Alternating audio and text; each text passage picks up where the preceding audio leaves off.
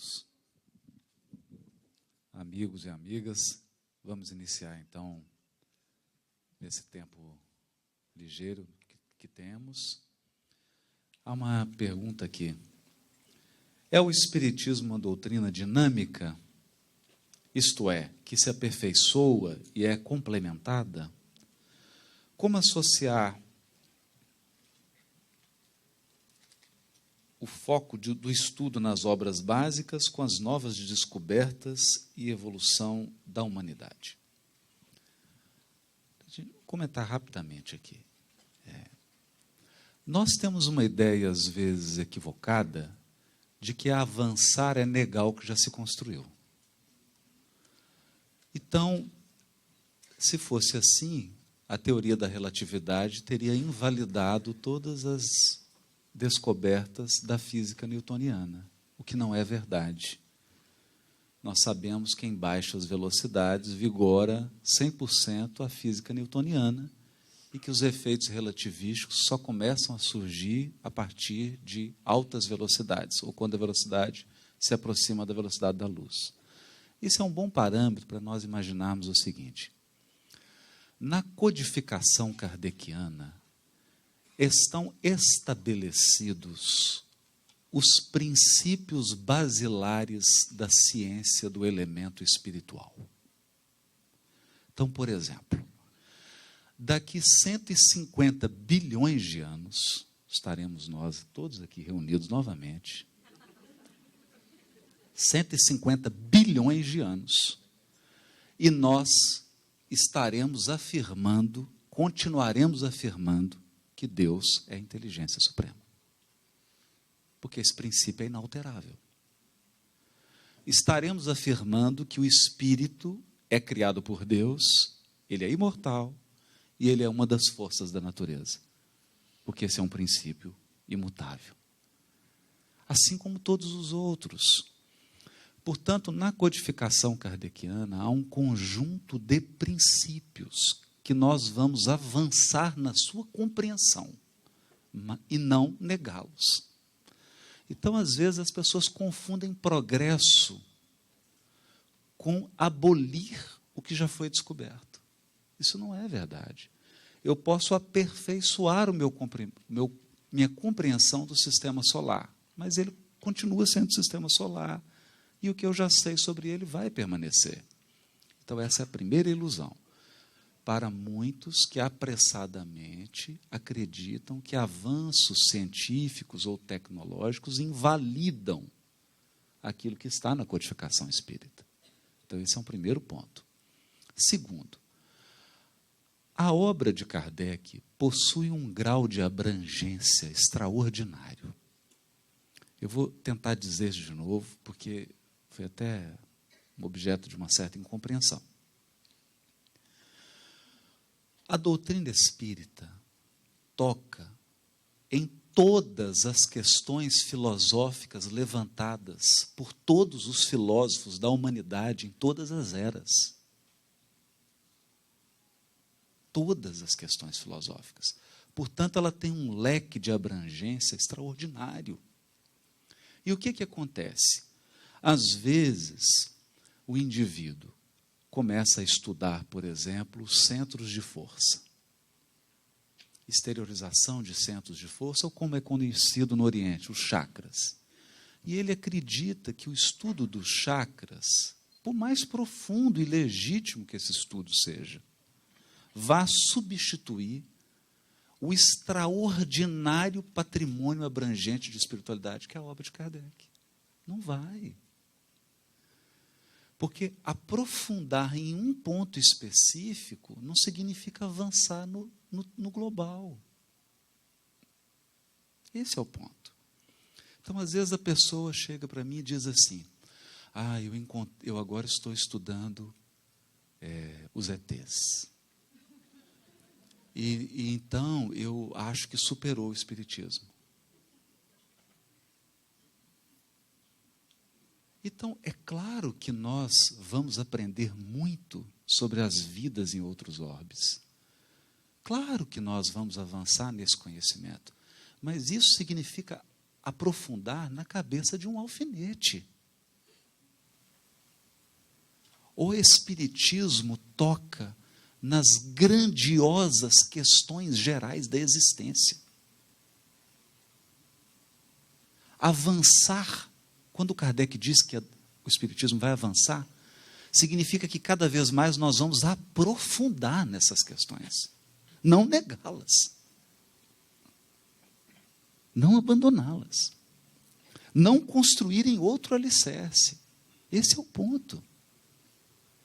Porque espiritualismo por espiritualismo, eu já estou fazendo desde capela. Agora, espiritualismo com lei moral, espiritualismo com o evangelho de Jesus, é a nossa primeira experiência, ela tem 160 anos. E ela se chama espiritismo. Então, aqui é preciso dizer isso. Como acabou de dizer o Divaldo, uma pessoa que se dá ao saboroso trabalho de degustar as 1019 questões do Livro dos Espíritos, vai perceber que ali está o alicerce do qual a nossa inteligência, o nosso coração não quer se afastar. Porque edificar nesse alicerce é edificar em bases seguras. E por fim, para encerrar, só queria dizer, não confunda progredir com trocar palavra. Não confunda progredir com trocar palavra. Então você fala assim, não é energia. Não, campo. Não é mais fluido. É campo. Você está, como diz um amigo meu físico em Brasília, ele diz assim, isso aí é rotular nossa ignorância. Rotular nossa ignorância. Eu me lembro, porque sou formado em eletrônica, perguntei para o professor assim, professor, pós-doutor, defina para mim o que é um campo eletromagnético. Ele falou para mim assim, é mais fácil definir um anjo do que um campo eletromagnético. O que é um campo eletromagnético? Então, nós temos que tomar cuidado com isso. Ficar trocando palavra. Substituindo palavra. Sem compreender ideia. Os Espíritos não se cansam de dizer isso. As palavras pouco nos importam. Desde que você compreenda. É nesse sentido que o Espiritismo avança, mas avança sem abrir mão do seu patrimônio. Porque a primeira coisa que Kardec escreveu lá no Evangelho segundo o Espiritismo, que o Espiritismo não criava uma moral nova, porque a moral espírita é a moral do Cristo. E que a moral do Cristo se baseava nos fundamentos da justiça estabelecidos na primeira revelação. Então, por que avançar destruindo? Por que compreender que avançar é abrir mão do que nós já temos? Não. Eu não abro mão.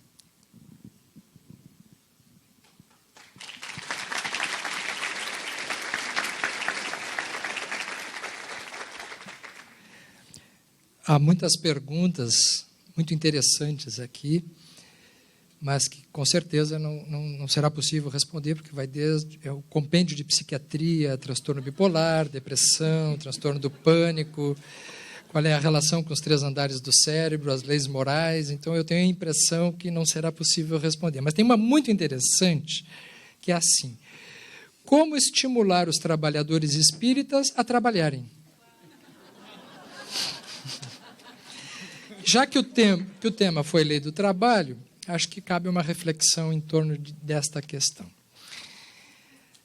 Não sei como fica em língua inglesa, mas a questão aqui não é só dos trabalhadores espíritas com a questão do trabalho.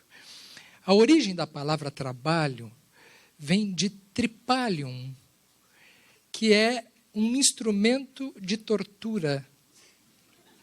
A origem da palavra trabalho, etimologicamente, tem a raiz na ideia de tortura. Era um instrumento utilizado para torturar pessoas. Tripalhar, daí o termo em língua portuguesa, trabalhar. O que nos traz já de modo inconsciente nesta definição o sentido de que trabalhar é ser torturado. Então, de modo geral, nós, quando falamos em trabalho, nós, sem sabermos, nós já somos possuídos por um pensamento cultural de que nós nos direcionamos para algo ruim, para algo de sofrimento, para alguma coisa que será dolorosa. Então, o primeiro aspecto, dentro de uma visão espírita, no conceito de trabalho como ocupação útil, é a inclusão da ideia de prazer no lugar da ideia de dor. Então, talvez uma revolução que a gente precise fazer dentro do nosso pensamento espírita, enquanto ouvíamos o Alberto falando sobre a lei de reprodução, da sexualidade nos diversos níveis de consciência, até chegar a um nível de uma sublimação efetiva, ao vermos o Divaldo falando sobre esta caminhada da transformação da dor no processo de elevação de consciência, eu pensava que nos nossos trabalhos nós precisamos, de um modo geral, abolir a ideia do sacrifício, da pena, do pagamento, de que nós temos que trabalhar para ressarcir débitos, de que nós temos que trabalhar para ressarcir dívidas, de que a nossa encarnação tem que ser uma espécie de purgação de dívidas do passado. Esse pensamento nós precisamos superar. A vida é uma dádiva, é um presente de Deus para nós. O processo da nossa existência aqui é de construção de felicidade. A ideia de progresso está impressa no sentido de prazer existencial que nós podemos ter. Portanto, o trabalho necessita estar impregnado da sensação de prazer. Dois movimentos importantes, então. Um primeiro, que é de um trabalho interno, que faz parte da própria definição de espírita, que ninguém se torna trabalhador espírita se não for a partir do convite da própria consciência, do entendimento das leis divinas, da lei natural e das leis morais, e, portanto, naturalmente eu me sinto convidado por mim mesmo a fazer alguma coisa, porque ou a doutrina espírita entrou em mim e isso me inquieta e eu preciso fazer algo, ou ela não entrou ainda. Numa outra pergunta vem assim: por que a gente sabe o que tem que fazer e é tão difícil mudar? Porque ainda não sabe. Existe uma diferença entre conhecer e saber.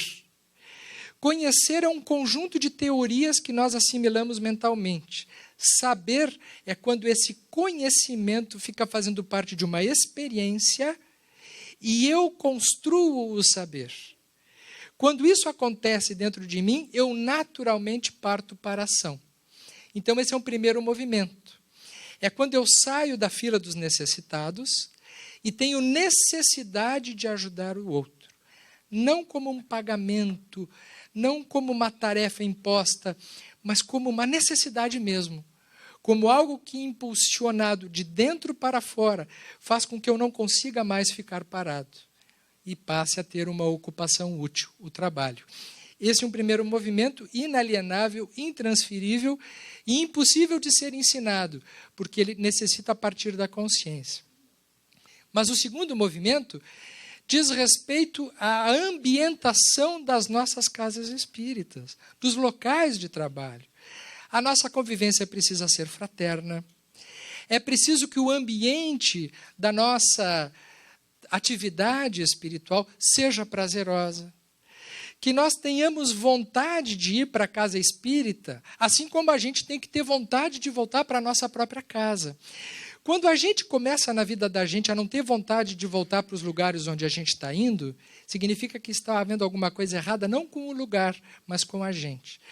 Se eu não tiver vontade de ir para o centro espírita, Se eu não tiver muita vontade de segunda-feira ir trabalhar, e se no final do dia eu não tiver muita vontade de voltar para casa, tem algo errado em mim e não nos locais aonde eu vou. Então aí existe uma tarefa fundamental entre nós, de nós trocarmos estes sentidos de sacrifício, de que nós estamos aqui de passagem. Nós não estamos aqui de passagem. Nós estamos no único lugar que convém nós estarmos nesse momento da nossa evolução. Nesse momento em Miami. Esse é o melhor lugar do mundo, o único que existe para nós nesse momento. A gente fica pensando que a verdadeira vida será quando desencarnarmos. Não existe verdadeira vida. Nós já estamos na vida, a vida verdadeira já é aqui. Então, nós estamos sempre no lugar ideal onde nós necessitamos estar. É assim que trabalho, ele precisa ganhar essa conotação de uma atividade prazerosa. Falar para vocês deve ser prazeroso. Estar ouvindo aqui deve ser prazeroso. Fazer alguma coisa na casa espírita deve ser prazeroso. E quando não estiver assim, olhar para nós e vermos o que está de errado conosco. Por que não estamos nos gratificando uns com os outros? Por que a nossa vida está sendo dolorosa? Um dos aspectos da lei de destruição é criar algum tipo de embaraço, de sofrimento que faça com que a gente saia de um lugar para outro melhor.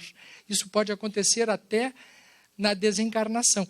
É por isso que quando uma pessoa já vai chegando a uma determinada condição de vida que já está necessitando voltar para o plano espiritual, é muito comum que aconteça alguma doença ou algum mal-estar, que ela não deseje mais por uma dor, por exemplo, a permanecer no plano físico e ir para uma situação melhor. Por quê? Porque nós sempre buscamos as situações de prazer e de realização.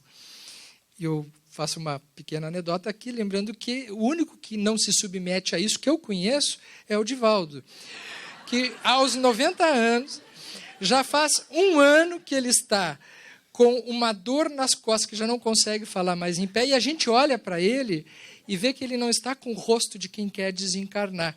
Eu acho que ele quer permanecer com a gente, porque ele transformou.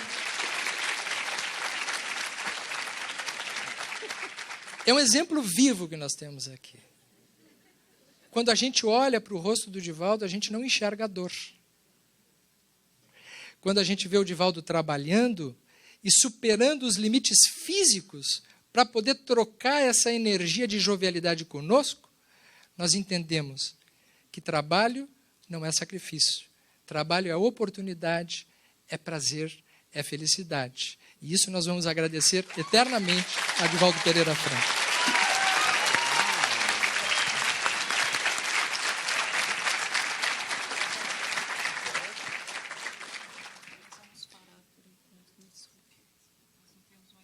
Só um acréscimo.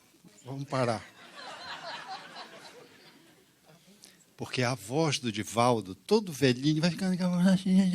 A voz do Divaldo parece que ele... Não sei o que ele fez. Nós estávamos ouvindo no Paraná... Desculpe-me. No Paraná, ele falando, e estávamos começando ali, né? O Divaldo está com 90 anos e não tem voz de velho. Que milagre é esse? Porque os artistas, os cantores, eles trabalham a voz, educam a voz, para não perder a voz, que é o instrumento de trabalho deles. Então, eles fazem exercícios, fono, fazem todo um trabalho de educação vocal para não perder o instrumento de trabalho. Eu acho que foi isso que você fez, Divaldo. Vai desencarnar gritando. Eu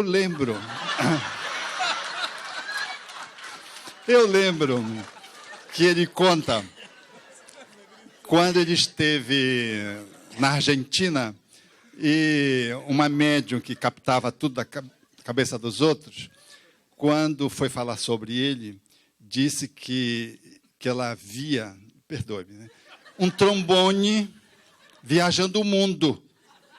E ele achou naturalmente que deveria ser uma mistificação, como ele fala só o português, então, mais tarde, ele confessa, né? Ele viajou o mundo como um trombone, com a voz poderosa, firme, essa voz que nos causa uma inveja espírita, porque Ele envelhece, mas a voz não envelhece. Então, Divaldo é um ser a ser estudado.